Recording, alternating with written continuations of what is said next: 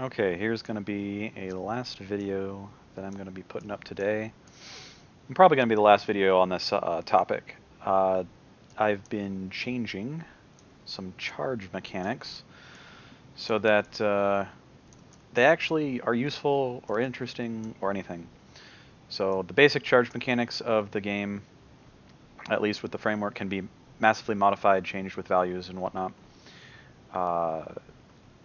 The default game is relatively unchanged.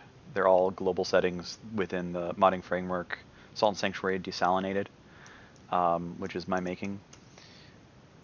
To start off, I'm going to show off the weapons from earlier. This is just an opal tusk with a new special affix on it, and the affix takes in two values that allows it to choose whether it's a spell and what kind of spell it is and the spell ID, that kind of stuff, and that will be all in the documentation when I actually finish this aspect, which is going to probably be a little while, but kind of cool. So I'm going to take that one off for right now. Branding iron, just for the fire's sake. Throw a fireball with it. These are all modifiable based on what the modder wants. As it's meant to be a framework, it's meant to be manipulatable. So you can make your own mod, you can use my mod, you can use someone else's mod. You can play more or less the base game, kind of a vanilla light. There's some still minor changes to that, but you know, you're installing a framework, so you take it for what it is. So again, there we go. And so just different things here. What was another one of the weapons I was using? Kind of fun. There's going to be support for some of the more unique spells to do stuff like this, where it casts multiple. I don't think that'll work for the multi-fire abilities. So, but this at least casts 3 of the dark coils at once, which is kind of neat.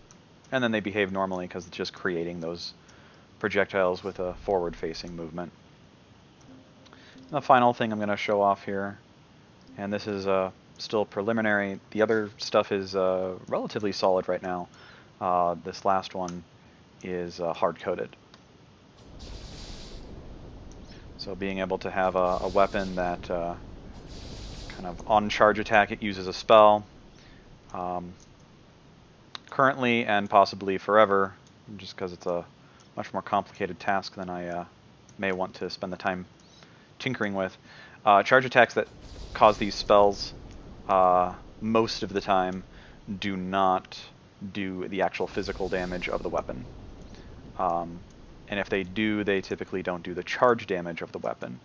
Not that that should matter, because a charge attack spell weapon probably doesn't have, or will probably not be set to have high charge attack, and will probably be using the default, which was borderline useless for most players that I've talked to, at least. But yeah, so you can see that this actually does do damage.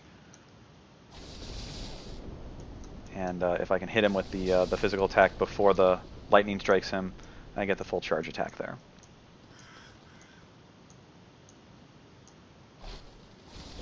Just for some extra carnage here.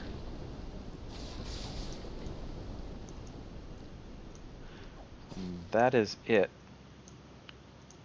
So again, Salt and Sanctuary desalinated, work in progress, but very special weapon capacities potentially in the future. Thank you for watching.